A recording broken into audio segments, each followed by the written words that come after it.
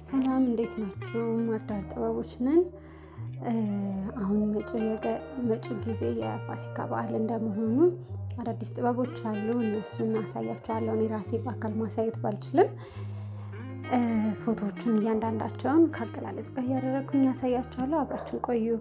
ይሄ የምታዩት ጥበብ ቆንጆ ሮዝ ፐርፕል የምንለው አይነት ጥበብ ነው። አዲስ ጥበብ ነው። ከጎን ያለው ነጠላው ነው። ሲሰፋ ልክ እዚህ ጋር ከላይ እንደምታዩት አይነት ከለር ነው ልዩነታቸው እንጂ የጥበቡ ዲዛይን ኦልሞስት ተመሳሳይ ነው። የእንደዚህ አይነት እሳቤ ያለው ማለት ነው። ያኛው በሰፊ በደብሉ ነው። ይሄኛው ጥበብ ደግሞ በቀጭኑ ነው። ቀጭን ብቻ ለሚፈልግ ማለት ነው። በቀጭኑ ነው የሚሆነው። ያው ብዙ ጊዜ ሰዎች እንደሚመርጡት የጥበብ ዲዛይን ይሆናል ማለት ነው። እያንዳንዳችሁ እዚህ ላይ የምታያቸው ጥበቦች ሁለት አይነት ናቸው። ይሄም ደግሞ በሌላ ከለር ተሰርቶ ነው። እዚህ ምስሉ ላይ እንደምታዩት በሮዝ ከለር አለው። ይሄ በሌላ ከለር ነው። በጣም ቆንጆና ውብ ነው። ልስልስ ያለ ፍዝዝ ያለ የማይጮህ ነው። ግን ስቲል ሰፊ ጥለት መሆኑ በጣም ቆንጆ ነው።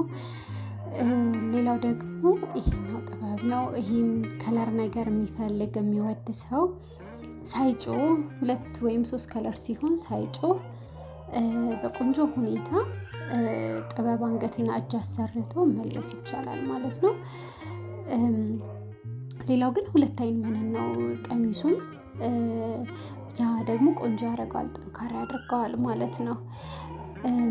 ሌላው ይሄኛው ጥበብ ነው። ይሄም ጥበብ ደግሞ ቀጭን ጥለት ነው። ስቲል ግን ምንድነው ግሬስፉል ነው። በጣም ዲቴል ያለው ጥበብ ነው። በጣም ያምራል፣ ያዘንጣል። ስፔሻሊ በእጅ ጥልፍ አንገቱ ቢጠለፍ በጣም ቆንጆና ያማረ ነው የሚሆነው። አንዳንድ ጊዜ ብዙ ጊዜ ሰፊ ጥበብ ሳይሆን በትንሽ ጥበብም ኤሌጋንት ቫይቭ እንዲኖረው የሚፈልግ ሰው ይሄን ይመርጣል ብዬ አስባለሁ። ሌላው ደግሞ ይሄ ጥበብ ነው። ይሄኛውም ጥበብ ደግሞ ፈዘዝ ያለ ለስለስ ያለ ከለር ነው። ትንሽ ወጣ ያለ ነው። ለየት ያለ ነው። በሚፈለገው ከለር ምርጫ ቀይረን መስራት ይቻላል። ከላይች የተቆረጠችዋንም መስቀሏንም አሟልተን መስራት ይቻላል። ምንም ችግር የለውም። እንደምትወዱት አልጠራጠርም።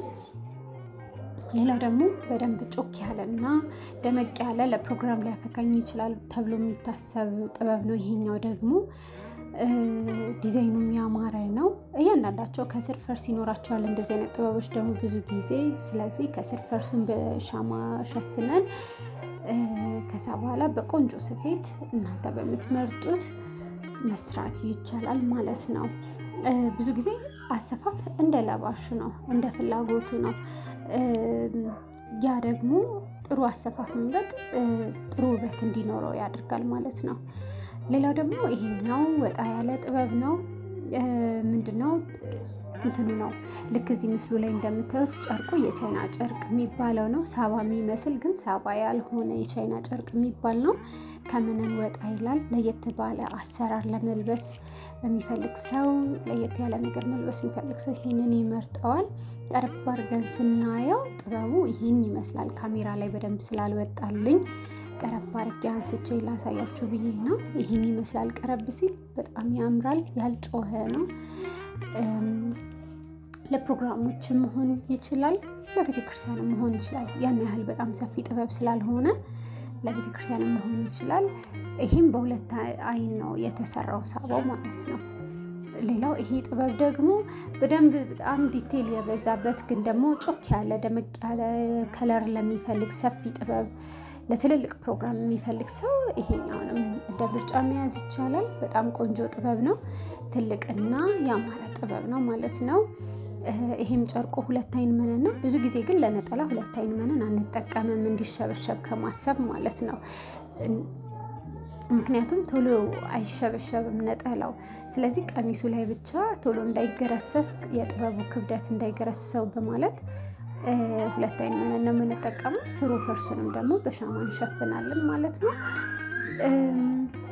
ሌላው ደግሞ እዚህ ከታች በማስቀምጠው ስልክ ደውላችሁ ኦር ዋትስአፕ ላይ ማዘዝ ትችላላችሁ። ምንም ችግር የለም።